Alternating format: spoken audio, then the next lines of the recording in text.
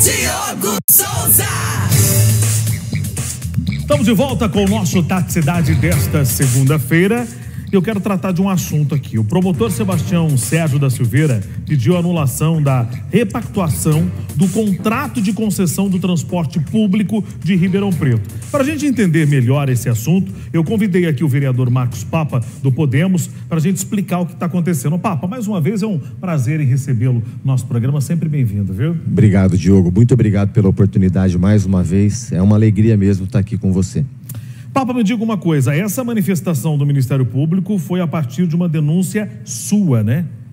Exatamente, uma manifestação contundente no nível que a realidade precária do transporte público de Ribeirão Preto merece. No nosso entendimento, essa repactuação, que nada mais é do que tentar fazer um novo contrato sem uma licitação, ela não é legal. E o promotor concordou conosco. Quer dizer, tudo que o Pró-Urbano deve para Ribeirão Preto, e aqui no Tati Cidade já falamos, você deu a oportunidade de mergulhar a fundo nesses problemas, né? Tudo que o Pró-Urbano deve a Ribeirão Preto, não creio que uma lei tenha a força de anular as dívidas do consórcio Pró-Urbano com a cidade. Vamos ao exemplo mais recente e escandaloso. Essa frota de ônibus velha, vencida desde 2011, sucateada. É bom frisar, vencida desde 2011. O prefeito deveria ter ordenado a substituição de 100% da frota em 2011, no máximo, 2021, no máximo. No máximo 2021, é até 2021. Nós estamos em 2023, a empresa está entregando ônibus a conta-gotas e a prefeitura fazendo uma propaganda milionária disso. Então, muito bem, esse é o mais recente. Aqui já falamos dos outros, os 40 milhões de saldo do cartão dos usuários. Quer dizer, tem uma parte disso que é vale transporte que as empresas depositaram no cartão do usuário, ou seja, dinheiro das empresas. Parte disso é dinheiro do usuário, que colocou crédito, que pagou para carregar seu cartão. Sim, claro. Dinheiro de empresa, dinheiro do usuário. Ora, esse dinheiro nunca foi do Pró-Urbano. Pode a prefeitura dizer que agora é?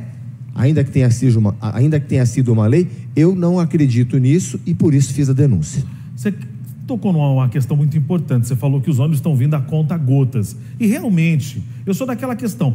Qual que é o tamanho da frota que tem que ser trocada? 352 ônibus. Pô, aí acabou de chegar alguns ônibus, aí chega um pouquinho, daqui a pouquinho. Quando chegar o total de 352 ônibus, os primeiros que foram entregues, daqui a pouquinho vai precisar ser trocados, né, Papa? Exatamente. E outra, faltou um pedido de desculpas à população, mas não. Uma propaganda com característica de filme. Uma propaganda, literalmente, eu não estou exagerando. Não, claro. O gasto da prefeitura com publicidade é milionário. Então, uma propaganda milionária para entregar os ônibus a conta-gota e pior.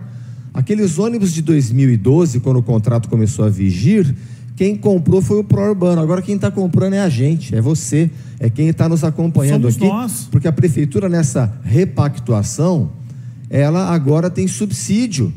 Então foram os 9 milhões, foram os 17 milhões, os 70 milhões, o perdão dos 40, o perdão da taxa de gerenciamento, que já deve estar em 18 milhões de calote. Então, o terminal, cadê o terminal central que o contrato manda fazer? Cadê o terminal da USP que o contrato manda fazer?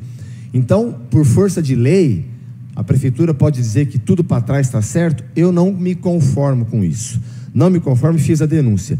E o que precisa ficar claro, Diogo, aqui no programa, no Tati Cidade, é que todo esse juridiquês, todos esses recursos, eu ir à justiça, buscar justiça, nada disso seria necessário se o prefeito ordenasse às empresas que se cumprisse o contrato, que entregasse para a população um serviço decente. Mas o serviço é indecente, sinto muito. Eu vou mandar aqui para o programa, faltou a oportunidade de mandar hoje, essa frota sucateada, cadeirante exposto a uma humilhação de não conseguir entrar. Meu Deus. Os filmes mostram com clareza essa rampa do cadeirante enguiçada, o motorista desce, o motorista que tem horário para cumprir, o motorista que tem que voltar troco, o motorista que tem que cuidar de um passageiro que está entrando e saindo, o trânsito, o motociclista. Aí o cadeirante muitas vezes tem uma perícia ali no INSS, que já é difícil marcar, aí ele perde o horário, como é que faz? Porque se ele for esperar o próximo ônibus que vai funcionar ali, a rampa, e aí? Eu vou mandar para você todos os filmes que eu tenho que mostram isso.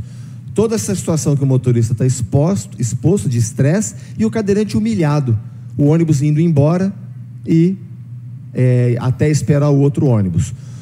Olha os novos ônibus que estão chegando e você vai ver a mesma famigerada, lá, aquele lá, ó, aquela rampa do cadeirante, agora do outro lado. Essa imagem acabou de mostrar. Esses ônibus novos, eles têm suspensão pneumática, né? O conforto, o usuário vai sentir um conforto melhor, porque não é mais mola a suspensão, é pneumática, mas não é aquele ônibus que ajoelha para um idoso, para um cadeirante, para uma mãe entrar com o carrinho de bebê. Dos 350, apenas 50 será o ônibus com ajoelhamento para o cadeirante, o idoso ou a mãe com o carrinho de bebê. Todos os outros 300 terão essa famigerada rampa. Papá, para a gente relembrar e a gente atualizar para o nosso telespectador, explica para a gente como é que foi esse acordo da Prefeitura com o consórcio Pró-Urbano, para a gente relembrar essa situação. Muito bem, a Prefeitura ela não cumpre uma determinação do contrato, que é auditar a contabilidade das empresas. E por que o contrato diz isso? O contrato diz que as empresas têm que fornecer a contabilidade, a Prefeitura não audita. 2017, 18, 19, 20, 21, 22, o que a Prefeitura fez? Gastou R$500 milhão para contratar uma consultoria que disse que Ribeirão Preto, além do Pró-Urbano não ter cumprido o contrato, Ribeirão Preto ainda deve para o Pró-Urbano. A consultoria é de gente séria, porém, baseou-se em dados lá de 2012 que o Tribunal de Contas havia condenado. Então a consultoria é séria, mas não tem bola de cristal. Se o Tribunal de Contas condenou os dados que embasavam essa licitação e esse contrato, é evidente que esses números estão viciados. Então a Prefeitura contratou essa consultoria, a consultoria mostra um resultado de déficit e a Prefeitura então colocou esse projeto de lei e convenceu a maioria dos vereadores a votar sim.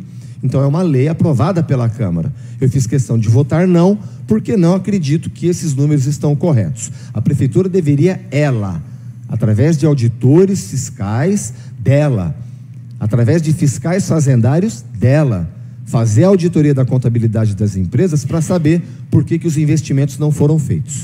Papá, a Secretaria Municipal de Administração ela foi oficiada pelo Ministério Público para poder prestar informações sobre as cláusulas do contrato. Tem prazo para isso? Agora a Prefeitura tem que se manifestar, espero que se manifeste o mais rápido possível e não faça como fez em outros momentos, nos quais a Transerp, que agora é RPMob, ela é a fiscal do contrato, ela simplesmente não se manifestou. Há momentos desse processo no qual o Poder Judiciário pede para a Transerp se manifestar em defesa dos usuários e ela se cala. Espero que dessa vez se manifeste, porque eu tenho e instruí o Poder Judiciário de documentos dos quais a própria Transerp afirma descumprimento de cláusulas contratuais por parte das empresas do consórcio. Inclusive o promotor Sebastião Sérgio da Silveira, ele chegou a dizer que o novo contrato foi um verdadeiro atentado à dignidade da justiça. Isso é grave, né, Papa? Gravíssimo. Ele fala que o processo, ele fala que toda essa repactuação trata-se de um negócio escuso. Olha isso, olha a força da caneta desse promotor. Então é importante saber também, na verdade, informar quem está nos assistindo, quem está nos ouvindo aqui pelo Tati Cidade, de que trata-se do mesmo processo, filho do inquérito que foi aberto pelo Ministério Público depois do meu inquérito parlamentar. Eu relatei um inquérito parlamentar, eu presidi uma CPI, e todas essas provas, o Ministério Público abriu o inquérito e ajuizou uma ação civil pública que está tramitando, que a Justiça ainda não decidiu, mas a Prefeitura se arvorou a condição de juiz, fez uma nova lei dizendo, não importa o que a Justiça diga, importa o que eu estou fazendo. Ora, então já que é tanta força assim que a Prefeitura acha que tem, por que não manda cumprir o contrato? Por que não atende a população com um serviço de transporte público decente, já que se acha tão forte? Na hora que é para conversar com o Pró-Urbano, fala fininho. Na hora que é para fazer esse tipo de coisa com a população, é esse nível de crueldade, de ponto de ônibus sem banco e cobertura e iluminação, de rampa de cadeirante que não funciona, de porta que arremessa aquela senhora para fora do ônibus, Meu Deus, né? Então, assim, espero que essa manifestação da prefeitura venha em defesa da população. Papá, o que pode acontecer se esse novo contrato for anulado? A Pró-Urbano vai ter que devolver o dinheiro? Precisa ver como a justiça vai modular essa sentença, né? Porque eu entendo que causaria um caos, com o perdão do pleonasmo, mas seria um caos, dependendo da modulação. Eu não quero opinar a respeito da decisão da justiça. O que eu e a promotoria estamos dizendo é que essa lei, tentando passar o pano, tentando zerar as dívidas do Pró-Urbano conosco, isso está errado. Isso precisa ser revisto. Se o Pró-Urbano terá que devolver ou não, aí eu deixo para o Poder Judiciário se manifestar. Vamos aguardar, então. Tendo cenas desse próximo capítulo, eu aguardo você aqui, meu irmão. Grande abraço. Muito obrigado. Sempre bem-vindo, viu? Pela oportunidade de conversar assunto tão sério com a nossa cidade. Obrigado, papá. Um abraço para você, viu?